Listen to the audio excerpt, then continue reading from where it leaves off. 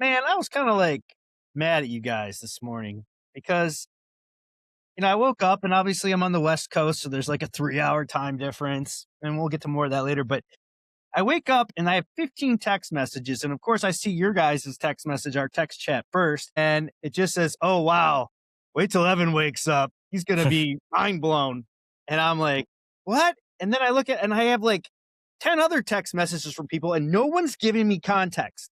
It's just like, wow, holy shit. I can't believe this. I never thought this would happen. And I have so many things running through my mind. And like when you first wake up, you're like all discombobulated and you see all these things and you're like, oh my God, what's going on? What happened? And so, yeah, then I finally read it. I was like, oh, just give me a little context, guys. Is that too much to ask? I mean, I bet you guys were just sitting there like, oh yeah, that's going to be funny when he wakes up. Like if I had like a GoPro on me, like it would have been instant viral video.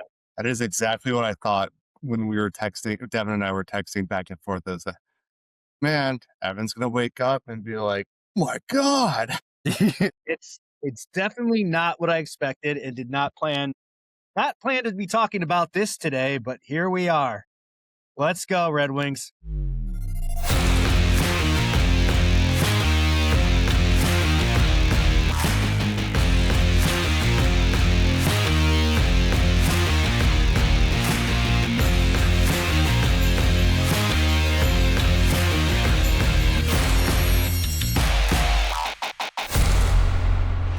Welcome to the Flying Octopus Podcast, offering a new perspective on Red Wings hockey, as well as all the important news from around the NHL. And now, here are your hosts, Tony Wolak, Devin Little, and Evan Sabrin. Hey, it's Carter Bear, and you're listening to the Flying Octopus Podcast. Welcome to episode 90 of the Flying Octopus Podcast. Guys, we're getting up there. We're only 10 away from 100. Like, way to go, boys. Red Wings announced today that Steve Yzerman will be stepping down as GM and executive vice president of the team and will now transition into a senior advisor role for the team and owner Chris Ilitch. Kind of blown away about that this morning, as we just talked about in our cold open. Timing of this move kind of raises a lot of eyebrows. And let's be honest, guys, like when you look at the timing of this, it doesn't really feel like Yzerman stepped down. And I think as we know Steve Yzerman throughout the years as a player and a general manager, it's kind of hard for me to see him stepping down. And a lot of people obviously speculating that it's the nice way for Steve Yzerman to be moved out as the general manager. Under his tenure, the Red Wings had a record of 224, 251, and 9 as he was hired as GM back on April 19th, 2019. Detroit has not made the postseason under his tenure, as the team is now going on 10 straight years without a playoff appearance. Chris Ilitch made the following statement today saying, "Clearly, we are not where we and our fans expect to be as an organization. I'm looking forward to bringing in new leadership to build the championship caliber organization that Hockey Town deserves." So we got a lot to get to today, guys. I can't imagine any of us here thought that this was the kind of news that we'd be looking at on July 15th. But here we are. So a lot to get to today. We also heard from Chris Chelios earlier this week, as he told a Chicago radio sports station that he knows the two teams that Patrick Kane is deciding on for next season. So we'll dive into that a little bit as well, but we're going to focus on this Steve Yzerman news for the majority of the podcast. So quick reminder of where you can find us. You can follow us on Twitter at Flying Octopod, YouTube at The Flying Octopod, and iTunes, Spotify, or wherever you get your podcast. Give us a like, a subscribe, smash that pound button, whatever. So let's dive into it, guys, this morning. As you tortured me with my morning wake-up call, what was the first reaction to the news this morning, Devin? Like, where was your head at when you first saw it? Well, my first thought is that this is the off season that keeps on giving, because holy cow. Just when you think you know where this off season's going to go, you kind of know what to expect. Something changes. Something comes out of left field and dramatically changes it. April, right after game 82, you kind of have a good idea of how the Red Wings are going to continue to improve and build on the core they have. And then Dylan Larkin wants to be traded. Oh, wow. Okay. And then you kind of wrap your head around that and figure out how, and then you hear that Steve Yzerman wants NHL ready players, and you see how that can turn into, a new evolution for the team. And now we're here. Boy, I feel like I've only just digested the Larkin news, and now I have this to digest. So big news, obviously, and a dramatic change too. And I guess without getting too deep into it, we obviously have a lot to talk about. It's as much as it was shocking and kind of out of left field, it's objectively speaking probably shouldn't be too unexpected. Not too many general managers get to go 7 years without making the playoffs and live to tell the tale. Like you said, Evan, the timing of this is peculiar, but at the end of the day, the mandate is progress. And this team has, at least over the last 3 years, kind of stagnated. And, as of July 15th, I think that to say that they're stagnated is actually putting it pretty, I'd say that's putting it pretty lightly. I think that there's a very it's a very tumultuous situation in Detroit right now, and honestly the messiest situation I can ever recall observing this team to be in, this organization to be in. Tony, what were your first thoughts hearing this news this morning? My first thoughts were, why am I walking into a meeting right now? That was the first thing that crossed my mind. The second thing was, wow, it actually happened. With Yzerman moving upstairs, I've heard rumblings about this dating back to last offseason. So I guess I wasn't entirely shocked. The timing of it, like you said, Devin, was a little odd, but I think it really does come down to the Larkin trade request. And it's not Chris Ilitch choosing one or the other. I don't think it's that at all. I think it's, when you trust someone like Steve Yzerman to run the team, you can kind of be a little hands off and just kind of sit back and enjoy just the progress the team's making. But when someone, Dylan Larkin, team's captain, that face the franchise, wants out, that's like, hold on, something's not right here. And so I'm really not saying that the Larkin trade request kind of, had the writing on the wall for Yzerman. I'm if anything, it's just like, Chris Ilitch, says, all right, let me just see what's going on here. And then after, some investigation, after talking with, different parties, advisors, the decision was made that, maybe a fresh voice would be the best approach here. And, after 7 years, probably right. Like, regardless of who was in the seat before, if you go 7 years and it's the same voice, there might be time, or it might be the right time to bring in some fresh perspective about how to get this team over the hump. So I obviously cautiously optimistic about what's coming for the Red Wings. I do think that there will be a preference to compete right away and not restart the rebuild or just do a quick and dirty sort of retool on the fly. I think enough's enough at this point, and they want someone to come in and make this team a winner. And, we got a full offseason ahead of us to speculate over who will be the next general manager of the Red Wings. Besides me, of course. I'm curious because we've seen a lot of reports about the direction of where this franchise is going, and people are reporting that Yzerman was looking for ready NHL ready players in a deal with Dylan Larkin, whereas other people think, maybe you go with the future assets, draft picks, and start rebuilding this team. So you think that has anything to do with that? Like maybe upper management, and when I say that, I'm talking about Chris Ilitch. Do you think maybe there is a different vision for this team moving forward with this Dylan Larkin trade about what kind of direction the Red Wings now want to move on if Dylan Larkin is traded eventually here? So let me ask you this. Which team makes more revenue, a playoff bound team or a lottery team? Obviously. I don't think it has anything to do with futures versus NHL ready players.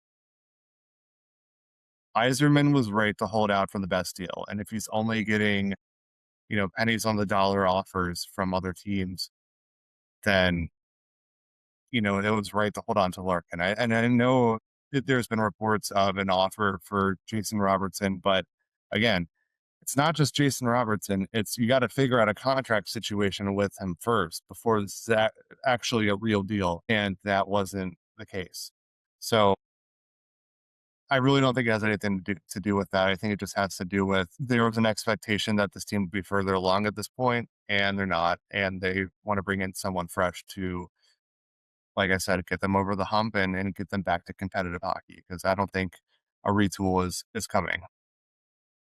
I do think that I guess one, I'm interested to see how long this process is going to be in regards to finding Steve Yzerman's replacement. Because let's be honest, there's some important business that needs to get taken care of once that person is in place. So it's not like they can take all summer to figure this out. Simon Edvinsson needs a new contract. Dylan Larkin needs a new home. You still got to figure out, what the overall direction of the team is going to be. So, as much as, I fully believe that the organization is going to have an extensive search, looking inside and outside of the organization, I don't think that and this kind of goes back to the timing of this being so weird. They just don't have the time to drag this on as long as you theoretically could. The season's still a long ways away. I just think you got to get this done sooner rather than later so that you can start to pivot to the other things that we've been waiting for. And it's going to be interesting too, just kind of. And then I guess my second point is then where they end up, what that choice says about what their direction is going to be. I think on July 15th here, we're recording. I agree with you, Tony. I think that Chris Ilitch wants to make some darn money. And I think that means getting into the playoffs. And I think that he was aligned with Steve Yzerman in his pursuit of continuing to push for the playoffs and get NHL ready players for Dylan Larkin. But I also think that, given the array of candidates they should theoretically be interviewing, maybe somebody sells them on the right vision that maybe includes taking a step back for a year or two, right? Maybe you look at it realistically and you go, unless we dramatically shift some things, you just don't have the talent base to compete in the next 5 years. You just don't. And at that point, what do you build there? And I think it was Elliot Friedman I heard talking about this a couple hours ago. And he was talking about how the organization is going to be open to different setups too. Yzerman was basically president of hockey ops and general manager. He was kind of the lone uh, authoritative figure in terms of how decisions were made. Maybe they go president of hockey ops and general manager being separate. What does that look like? What does that mean? Or maybe they still stick with the one autonomous person. But there are a lot of questions that need to be answered, and that's just spawning off of the Yzerman thing. And there's a lot that the organization still has to figure out. So I don't. I right now, I think that the preference is to compete, but I wouldn't say that it's a slam dunk that is where they will end up once that person is hired and they are actively making decisions for the Red Wings. Let's talk about that for a second, because I know there's quite a bit of appetite, at least on social media, for the Red Wings to engage in a rebuild or just retool, or move out Larkin, move out DeBrincat, move out Justin Falk, move out John Gibson, and build around Moritz Seider and Lucas Raymond. To that, I say, have we learned nothing? The Red Wings did this. They did this. They have more assets now to deal away. They did this. They tore it down to the studs. Yzerman did this, and they had no lottery luck. That sort of scenario hasn't changed. The Red Wings could do this all over again. They could move out all those players, bottom out, and they could pick 6 in the draft again, or 4th, or whatever it is. But there's no guarantee that they're going to get a Gavin McKenna or an Ivan Demidov, or a player you can build around. That's not how it works, and we know that. We saw that. So saying that this team should retool to get the lottery luck and build around like a cornerstone player, like a generational talent, there's no guarantee of that. And I just that part, I don't know, it grinds my gears, to be honest, because just it's not that I don't think that's. You can make a case for that being the direction. You can make a case for competing being the direction. But to assume that you're going to get the lottery luck to build around a generational talent, no. We have learned our lesson.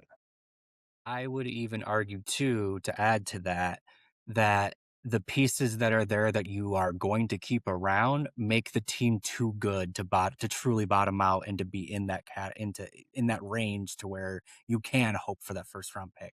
You have Moritz Seider, you're gonna have him for the next 5 years. You have Lucas Raymond, you're gonna have him for the next 5 years. You're gonna have Simon Edmondson unless something crazy happens. And it's been a crazy offseason, so I'm not writing it off, but you're gonna have Simon Edmondson. And you go down the line, there's plenty of young talent that is already good, that puts the team at a certain level to where it's not possible to be that bad. So at that point, yeah, you're if the strategy is to bottom out, then you're going to have to tear things apart more than you're ever going to be comfortable with. I also want to touch on something that Devin mentioned earlier about finding Dylan Larkin a new home. Do you guys think that that's still going to be the case now that Yzerman's out? Because as far as I'm concerned, the main rift was between Yzerman and Larkin. And now that Yzerman's not there, there's no one, putting pressure on Larkin to be a better leader, to be a better player, to, be hard on him. So, I see a path where he stays. And I do think there's going to be some, mending fences to be done here, some public relations to be done. But if the rift was between two parties and then one is no longer in the picture, there's not a rift anymore. It's just, whether this player wants to continue on with his contract or if the damage is done and just get a fresh start elsewhere. So I don't think I don't think it's as urgent from Dylan Larkin's perspective to get out of Hockey Town. And, because of that, at least in my opinion, I see that being a clearer path to being competitive again. I think that Larkin staying in Detroit is more likely today, or at least being content to staying in Detroit is more likely today than it was yesterday for sure. I do, however, I think that two things. One, I think that bridges have been burned, and you're right. Some major PR would have to be done to make fans comfortable with that. He'd have to give up the C. That's where that starts. I don't think fans would accept anything different. And if that's something he's uncomfortable with, then there's no choice. And then my second thing is I think that for a new general manager coming in, a Dylan Larkin trade is maybe the quickest and maybe most effective way of really making your mark on the roster. Maybe it's not what you want to do because depending on what you're going to get, you might make the team worse. And that's, we're talking about trying to push the team forward, not back. But it's pretty clear that at this point, major change is coming to the Red Wings, maybe even more than we ever thought. And I think that if you're getting rid of the general manager, you're going to have a new captain.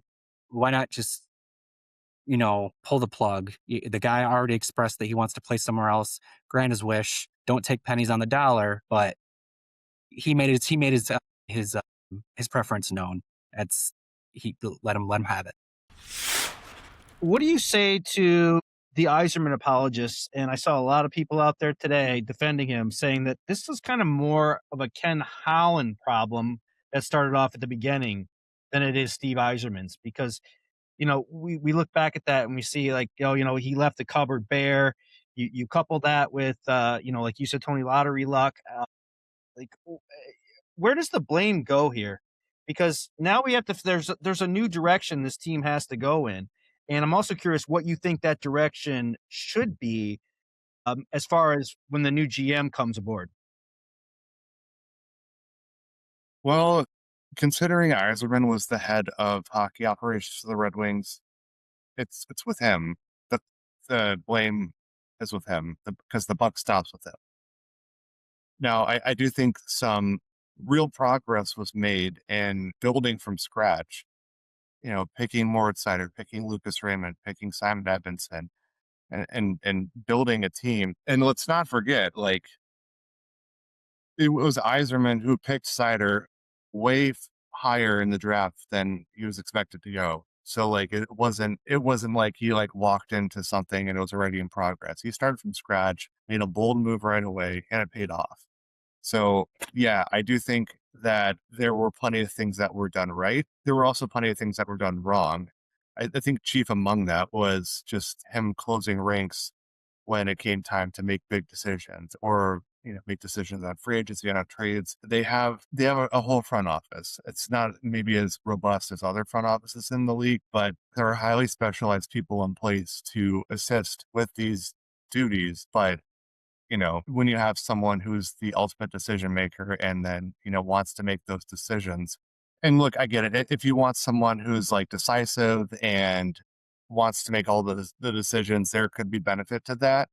But if you're not including people in the conversation who could offer different perspectives on it or just more information to aid the decision, then that's a problem. Like, this is why businesses are set up the way they are. It's like, it's not like the CEO just makes every single decision for the business. There are layers to it that they all funnel up with the CEO's vision in mind, but CEO is not making every decision. He is giving that agency to other people.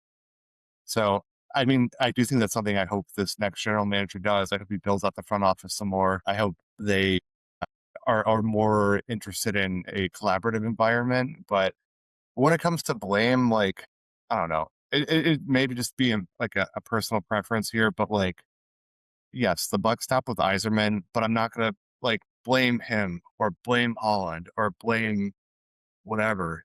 It just, things went the way they did and it didn't work out, and you move on and you hope that the next person will be better. How much of do you think Yzerman's free agent acquisitions have obviously impacted this? He struck out on a lot of free agents during his tenure as GM here, these 7 years. I mean, we've talked about the pro scouting department. I mean, do you think they overhaul all those guys? Should Chris Draper, should Sean Horkoff be worried about their jobs as well? Well, I mean, like I just said, Yzerman closed the ranks. He closed ranks and then made the decisions. So, do we even know the full ability of the other people in the front office? Probably not.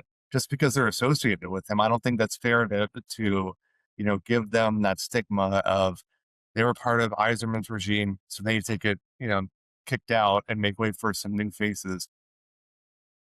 We don't know what Sean Horkoff's full abilities are. We don't know what Chris Draper's full abilities are. We don't know what, any other hockey operations person's full abilities are, because chances are they didn't have as much say as they could in other organizations. So I wouldn't like, I wouldn't just immediately kick them all to the wayside. I don't think that would be appropriate here.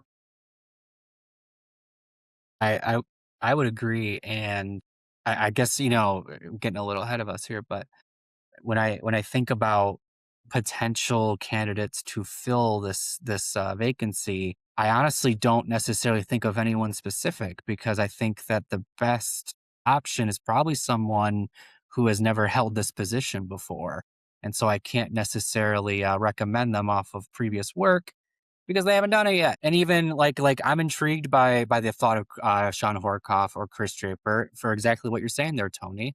What do they get, or what is their vision when they're in the driver's seat?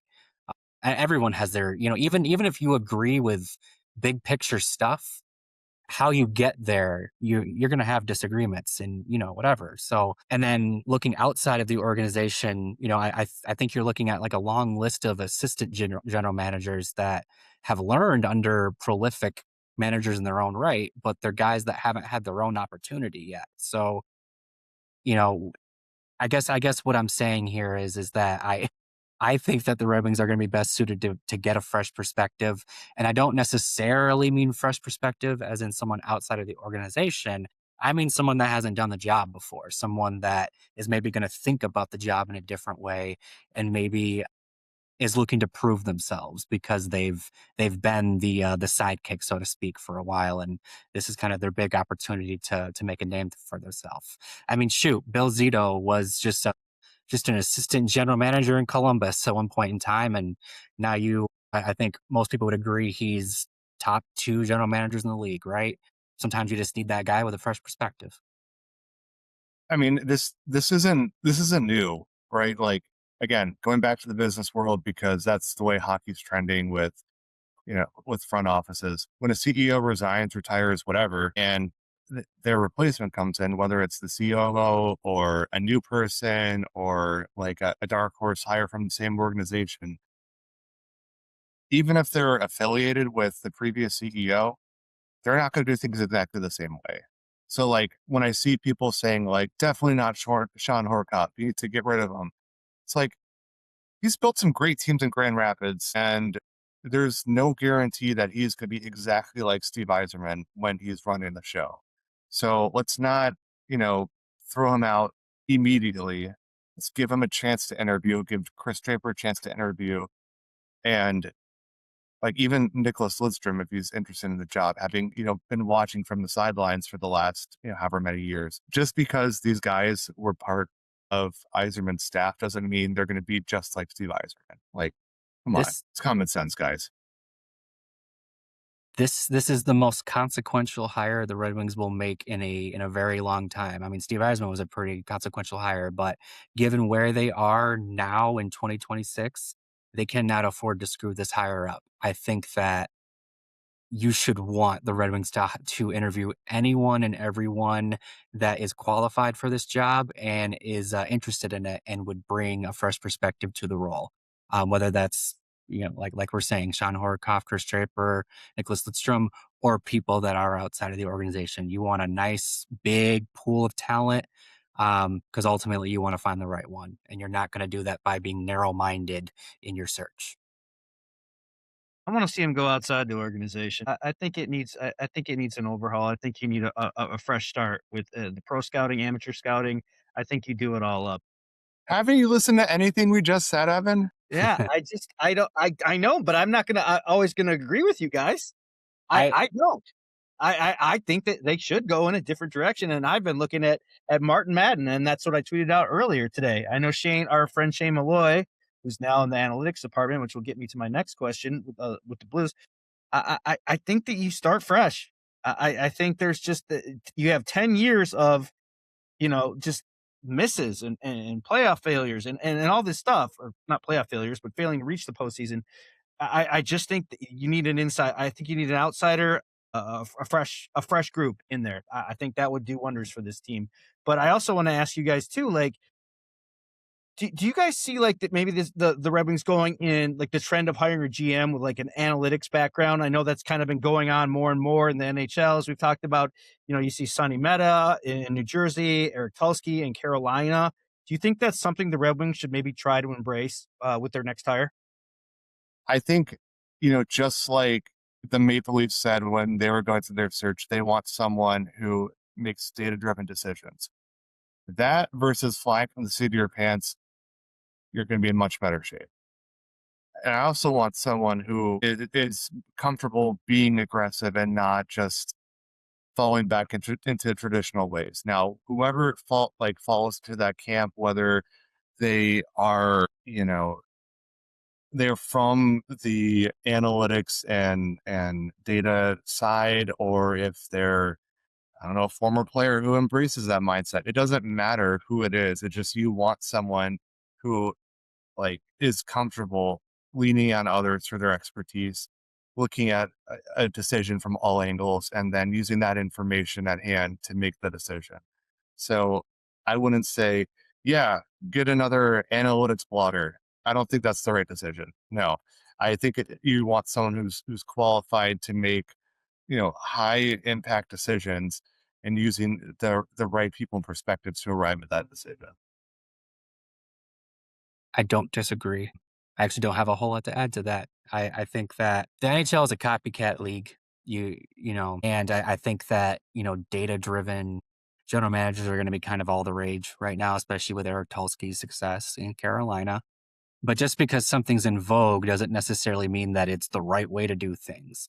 I think that the Red Wings should be open to those kind of candidates. I think that they haven't necessarily been as open to those types of candidates as other organizations in the past. I do think that they should be open to them, but I don't necessarily think that that's who they should go after. It kind of goes back to what I said before. You want a big pool of candidates with all different sorts of perspectives and different approaches to the job, because what the Red Wings have had Because, I mean, to some extent, you can almost lump Yzerman in with Ken Holland. I mean, Holland was his mentor, and he did deviate from Holland in some key areas, but generally speaking, I mean, even at an organizational level, there was a lot of Holland left over even once Yzerman took over.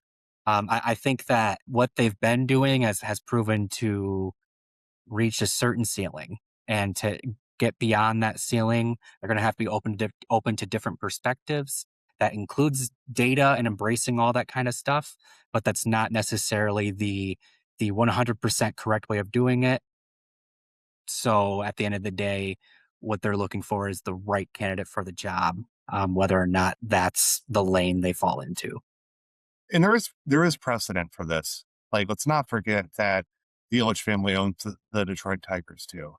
And look, I get it. Baseball and hockey are very different in terms of analytics and data and what you can do with that information, because baseball is a very much like stop-start sort of game and hockey's fluid. But when you look at the Tigers, they hired Scott Harris to be their president. They hired Jeff Greenberg to be their general manager, two people who are very much like in the data pool, if you will. But they also brought fresh perspectives on training, on their system, on mechanics for pitching, and like different ways to find a competitive advantage. And whether you're doing that through data, whether you're doing that through just having the hockey knowledge to know where to look for for diamonds in the rough, it doesn't matter. You want someone who can find that competitive advantage and exploit it. I think that ultimately what you're looking for is someone who's going to modernize the organization. And there's a lot of different ways of doing that.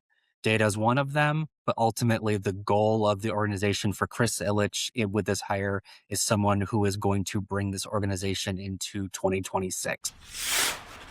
I want to put you on the spot, Tony, and I want to say you're sitting in an interview with Chris Ilitch, and you're pitching what direction you think you want to take this team in, as far as getting this team back into the playoff picture and back into Hockeytown standards.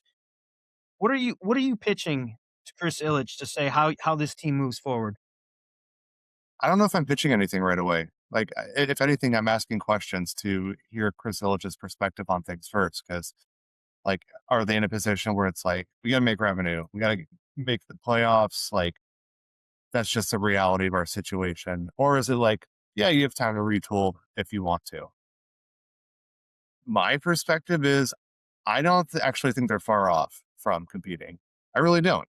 And I know that may be a shock for people to hear, but if you have the right general manager making some aggressive moves, this team could compete. And they have a very deep prospect pool to not only make trades happen, but also to make this a sustainable franchise for the foreseeable future. So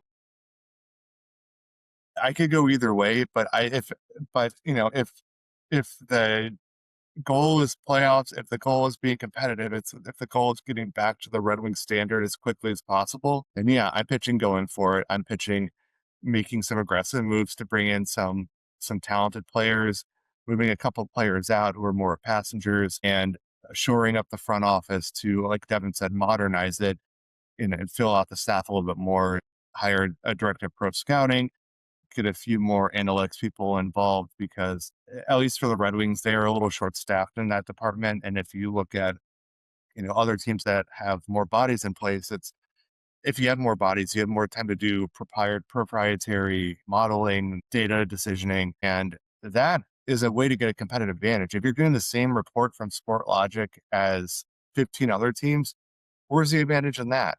So you need to have more bodies in place to just find those insights to then make the team better. Like, that's what I'm pitching here. And I know there's obviously a cost for all this, but that's offset by making the playoffs year after year thereafter. Devin, how would you approach the direction that you think this team should now go with? Well, I agree with Tony that the process kind of starts with feeling out Chris Ilitch's intention with the organization, where he wants it to go, what's his patience level, that good stuff. I think my second conversation I'm having is with Dylan Larkin. Because if he is, hard set on leaving Detroit, he doesn't want to be a Red Wing anymore, then that pushes me into a place, because you have that's something that that you have to do. If he is amenable and is willing to work with you on some PR and keep him with the Red Wings, then we can figure out how to make that work, and the Red Wings still look like they can compete, because the Red Wings were competing with Dylan Larkin as part of the roster. But if you have to move him, then it's Tony and I don't disagree on a whole lot, but this is one where I do. I would be selling probably a 2-year step back, not tear it down to the studs. I'm not even necessarily looking for lottery luck per se. I'm just looking to add a few more first round picks, and probably a couple more that are towards top 10, maybe 8th, 9th, 10th overall. You just need more talent in the system. You need more talent in the roster. You have a higher chance of selecting game changers in the top 10. Obviously, higher chance of getting in the top 5. But like I said earlier, you already have enough studs in place to where I don't know that that's a reasonable expectation you can set for yourself as bottoming out. So I think that, a year or two step back, you keep investing young talent, keep investing in the young talent that you have, continue to incorporate it into the roster, continue to build that core around Moritz Seider, Lucas Raymond. And then as you, assuming you're still kind of accumulating a decent chunk of cap space, then you can press the gas and really start to push the team forward. I think the biggest mistake that Steve Yzerman made as the Red Wings general manager was pushing the gas in the offseason of 2022 when he signed Ben Sherratt, Andrew Kopp, I think David Perron, maybe a couple of others. Oli Mata, I think, was there too. That was the big year where the Red Wings decided they were going to start competing. Lucas Raymond and Moritz Seider arrived. They looked like franchise cornerstones, and they hit the gas. They probably should have waited 1 year to do that. I'd basically be undoing that by taking a year or two to take a step back, recoup some young assets, and then press the gas when it's a proper time to press the gas. And Kevin Allen told us that same thing, that he and Bob Duff also thought that the Yzerman pressed the gas too soon and should have let this team maybe struggle another season or two. And ultimately, we'll never know. For me, I think Yzerman's tenure can be subbed up as I think he wasn't aggressive enough, as you mentioned, Tony. But I do want to ask you guys this: like, how does this? What is Yzerman's legacy now in Detroit? Like, how much will this tenure, tarnish his legacy? I think back about Alan Trammell when he came in with the Tigers, but Trammell didn't have the, he didn't have as many years as Steve Yzerman had, but like. Do you feel like people will, Steve Yzerman is just not, you don't look at it in the same way now after like how this has all gone down? I mean, this is an ugly situation for this whole summer. So I'm curious, do you think this is something that tarnishes his legacy in the city of Detroit? I don't think so. I mean, look, like you said, there's precedent for this with Alan Trammell, but if you go a little further back, Sid Abel and Alex Delvecchio also held management roles with the Red Wings, and this was during the Dead Wings era. Didn't go so well. What do we think about them now? Franchise icons. So ultimately, I don't think it's going to tarnish his legacy. He's still one of the greatest, if not, well, he's still one of the greatest players to play for the franchise in its history. They are still going to build a bronze statue for Steve Yzerman the same way they did for Howe, the same way they did for Lindsay Delvecchio. It's just going to be a little less awkward now because he's not the general manager and it's not like a weird conflict of interest type of thing. He's still a franchise icon, and I think that in 3 years' time, we might be our tone about the Yzerman era might completely change. Because it's always been about these kids, and a lot of them haven't arrived yet. And if they do, we will all remember who drafted them. And it's a shame that he won't get to see it through. But I do think that, at least in my opinion, Yzerman is leaving the Red Wings in a better spot than he found them.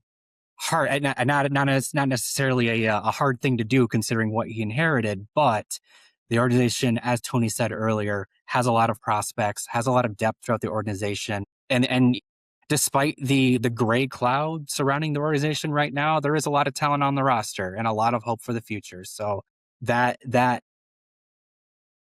steady commitment to just collecting young talent and allowing it to develop, I think will pay off. It just unfortunately is time for a new voice in the front office. But like I said, in 3 years' time, I think we might be looking at Yzerman's GM tenure a little differently than we are today. And who knows, maybe this will be like the same situation as the Buffalo Sabres. Kevin Adams gets booted, and there's hard feelings there. Jarmo Kekalainen comes in with pretty much the same team and then pushes them over the hump. So maybe the Red Wings will follow the same path. Shoot, I'll even take it back to Tampa, where Yzerman was the guy who kind of built the core that the Tampa Bay Lightning eventually won with, but it was Julian Breezeball that took over and got them over the hump. We very well might be seeing that take place here too. All right, I want to wrap a bow on this, but before we get going, I do want to mention one more thing. We mentioned in the open about Chris Chelios. I was talking to Chicago, 104.3 The Score earlier this week, and mentioned that he had talked to Patrick Kane, and Patrick Kane was in the boat of deciding between returning to his hometown team in Buffalo or returning to the place where he once flourished in Chicago. What'd you guys think about that? I mean, as far as I've heard, Red Wings are still in the picture. I wonder if Connor Bedard's injury may throw a wrench into things for Chicago and getting Kane back, but kind of it is what it is at this point. If he chooses to go elsewhere, whatever, it's fine. If he's back with the Red Wings, that's great. But I don't know. Maybe I'm just feeling a little jaded about it. Well, I would say that today's news definitely adds another element to, why hasn't Patrick Kane signed yet? We're all kind of thinking it's like directly related to the Larkin thing, and it still very well might be. But also, if all of this was going on in the background, and I mean, you have to imagine he knew about some of it, maybe not the full extent, but he had to know something was going on. I'd be, I have time. I'm Patrick Kane. I can sign in August. That's fine. Let me just wait this out and see what happens in Detroit. Because depending on how things look in a week, 2 weeks, however long this takes, maybe Detroit looks a heck of a lot more attractive than they did on July 1. And Patrick Kane would be thankful that he didn't make a knee jerk decision based on the situation at the time. And there's so many more layers to that, not knowing what Alex Brinket's going through his head. Simon Edmondson still needs to be resigned. I didn't really expect a crazy summer this year, but this is probably the most hectic Red Wings offseason that I can remember in our lifetimes, at least. It's been nuts. I don't think anyone saw this coming. We've said on this podcast a million times, and we've heard it on another million podcasts. Eichmann was going to decide when it was time for him, and that just didn't seem to happen. And it's kind of crazy to think that he's out and where the Red Wings stand today, as opposed to, you know, it's just it's crazy to me. It's mind blowing to see that this actually happened. And you always thought he would finish his career, and you think about his relationship with Chris Ilitch. Ilitch was basically grew up with Steve Yzerman and was basically part of the Ilitch family, and it's no longer more. So it's a crazy day. It's a little sad. It's kind of hard to see where they go next, but it's also exciting. There's also different layers to it. So it's interesting to see how this all plays out. Real quick to close this out, knee jerk reaction. And obviously, we haven't even had 24 hours to digest it, but knee jerk reaction. What grade would you give Steve Yzerman as the Red Wings general manager? Ooh, that's a good one. Tony, I'll let you go first. C. Did some things good, did some things not so good, average in the end. I'll go, yeah, C minus. I think the drafting was good, but there was definitely, second round misses. I think there was a lot of parts where he just didn't hit on the second and third rounds that could have helped this team. And I think free agency was one of the biggest problems for him on some of those guys. You talk about guys like Justin Holl, Harmonic, Ville Husso, it goes on. And I don't think there was enough that he did in free agency that could have, got this team back into the playoffs. So I'll go with the C minus, and I think that's that's pretty favorable for him. I'll grade on a curve and give him a C plus only because of the situation he inherited. I think that he made the best of it. But at the end of the day, you can't put him above a C. There's enough that went wrong during this period of time that you can't feel comfortable giving him any higher than that. All right, guys. Well, that's going to do it for episode 90 of the Flying Octopus podcast. Thanks for joining us today. Quick reminder of where you can find us before we go. Follow us on Twitter at Flying Octopod. You can follow us on YouTube at The Flying Octopod, iTunes, Spotify, or wherever you get your podcasts. Devin, before I go, quick movie recommendation for this weekend. I don't know about you, but I'm going to see The Odyssey this weekend. I'm very excited about it. Dude, I'm all over that. I got Toy Story and, well, obviously kids movies now, Toy Story and Monsters and Minions. And yeah, Toy Story was great, man. Yeah. And I'm trying to sell my daughter on the, figuring out what you actually learned from that movie. It's like, stay off that damn iPad. Yeah. But yeah, she said that on the way home, but then she, got right on her iPad as soon as we got back. So good times. All right. Well, thanks for watching episode 90 of the Flying Octopus podcast. A lot of stuff coming up still yet for the Red Wings this summer. This GM watch is going to be fascinating. So between Dylan Larkin, a new GM, just a lot to talk about moving forward this summer. So thanks again for watching, and we'll catch you next week. Thanks for listening to the Flying Octopus podcast. Follow us on YouTube at the Flying Octopus channel and Twitter at Flying Octopod.